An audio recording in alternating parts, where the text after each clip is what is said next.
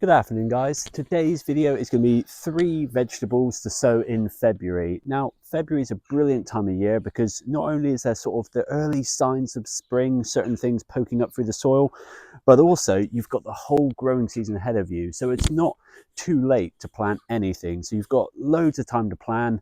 And I've got 3 vegetables I think you should be considering now. Now, before we start today's video, last year I did make a video which was what to sow in February, and there were 5 vegetables in that one. I'll put a link to it now, which is well worth a watch. But in that video, I covered radish, rocket, spinach, beetroot, and spring onions. And they're all brilliant spring crops to grow, and you'll be harvesting them in sort of late spring, early summer. Whereas today's video is another 3 crops, but they're a bit more sort of later on in the summer harvesting. So yeah, let's get into it. So before I reveal the first one for February, I just want to quickly talk about what we sowed in January, which was onions and broad beans. And if you haven't done this, it's not too late now, especially with my broad beans. My broad beans are a little bit leggy and long, and I might need to re-sow them. But that is the brilliance of February. It's not really too late for anything. The other stuff growing in the potting shed is my sort of propagation section, where I've got some salvias, verbena, lavender, and some mint that I've sort of propagated, and I'm hoping I can sort of jet off in spring and be able to plant out in the garden. Now, the first one I want to talk about, and it might be a bit of a curveball, not a lot of you might be aware of sort of growing this, but it is the globe artichokes. So there's one big reason I want to grow this, and I was in Tintersfield late last summer, and there was this beautiful flowering globe artichoke, and there were loads of bees on it, really sort of interesting, almost alien-like flower. And I thought, wow, I want to grow that. But not only that, globe artichokes are also a perennial, so they come back bigger and better every year. You can eat them, eat the globes before the flower bud opens. And yeah, I thought I'd give this a go. And the other big one, the big reason why lots of people grow this is it's a bit of a sort of architectural piece in the garden, and it gives sort of a bit of height and a bit of interest into the vegetable plot. So let's get on with sowing some of these. Now, reading the back of the seed packet, there's not really anything too special with it. It takes about 10 to 21 days to germinate, it says. So that's a reasonably long time. So you haven't got to worry too quickly if you're not seeing any shoots or anything. But I'm just going to get the seeds out. And I'll do a bit of a close-up of the seeds because they're quite interesting. They kind of look a little bit like sunflower seeds to me, but they're quite large. And I always think large seeds are much easier to have success with than smaller seeds. But basically, I want 2 plants. I want one to grow in the allotment and one to grow here in the vegetable garden. And I'm going to sow 6 seeds, just for a bit of redundancy in case some don't germinate or I kill some when I first transplant it out or something like that. But yeah, I always think it's a good idea just to sow a couple extra. And if if you've got similar-minded friends and things, you can always give away your sort of seedlings. And I think that's a nice idea as well. But I'm just going to cover these up, give them a water, and I'm going to germinate everything in this video indoors. It's a bit too cold in February, even out here in the potting shed. But once they have germinated and it's not going to be too cold or frosty, I will move them out here where they get a lot more light. So that was number 1. And number 2 is chilies or peppers. Now, I've got here some home saved seed from chilies that I grew a couple years ago, and I even overwintered the plant. Now, the seeds I saved from dried chilies, I dried the chilies, blitzed them up, and made my own chili powder. Now, the variety that I've saved here is a long, slim cayenne variety. Very spicy, but really good for drying, quite a thin skin.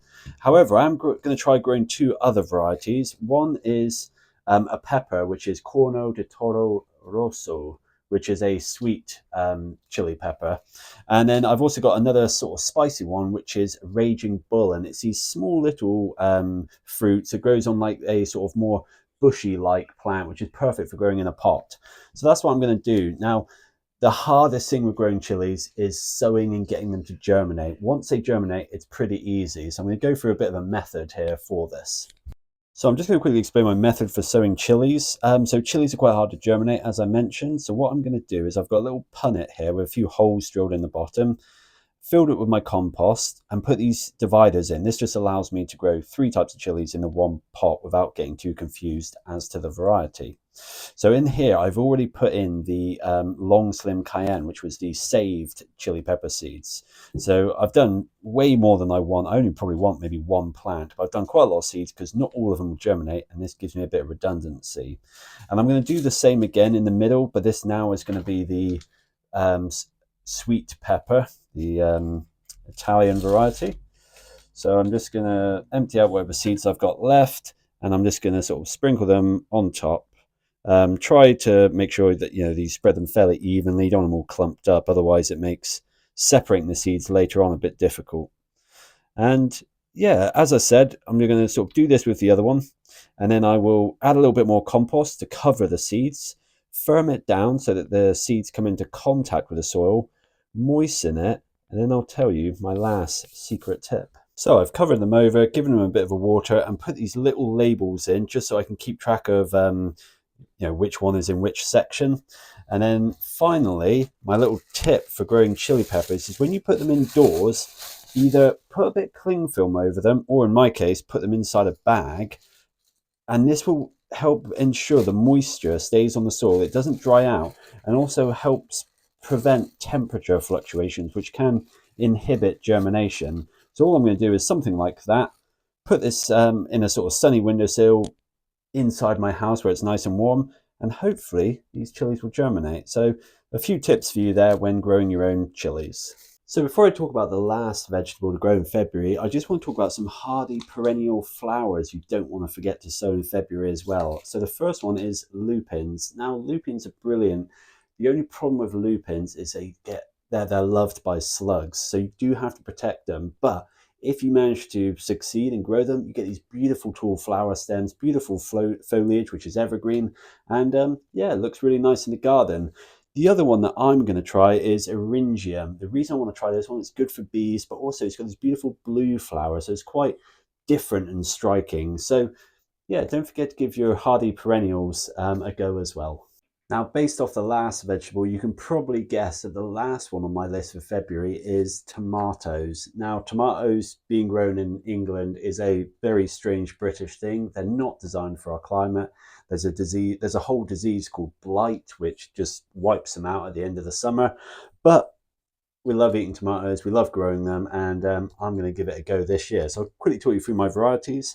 First one I've got is a indeterminate variety called Moneymaker. So when I say indeterminate, it's the tall vine one, which you have to give support.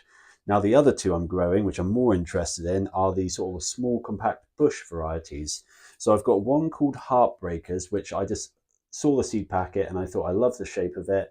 It's a small sort of 50 centimeter tall plant, and yeah, I thought I'd give this one a go. Yeah, and the final one is Divinity F1. So this is a much more reliable outdoor growing variety. Again, a small sort of bush one, great for containers, but really, really high reliance, even if the flavor is average, but it'll have to do. Now, sowing tomato seeds is nothing too complicated. Basically, all I've got here is I'm just going to make a small hole and I'm going to put 2 seeds into each pot. Again, bit of redundancy, and I sort of got 3 pots for each variety. So again, I don't need loads of tomatoes. Not everyone in my family really likes tomatoes, so I don't want to grow too many, but it is really nice walking into a greenhouse in summer and having all those lovely tomato plants sort of fruiting and being productive. Now, although I don't think the sowing of tomatoes are easy, the actual growing of tomatoes can be quite challenging. In fact, I think growing tomatoes is harder than growing chilies, which might surprise some of you. Now, what I am going to do this year is I am going to make a video on basically growing tomatoes for beginners and sort of everything you need to know, but also these sort of initial problems that at least I faced when I first tried growing tomatoes, because it's not as straightforward as everyone else seems to make it look.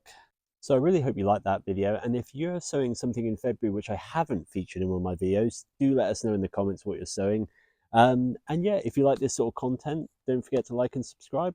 See you all soon for more videos.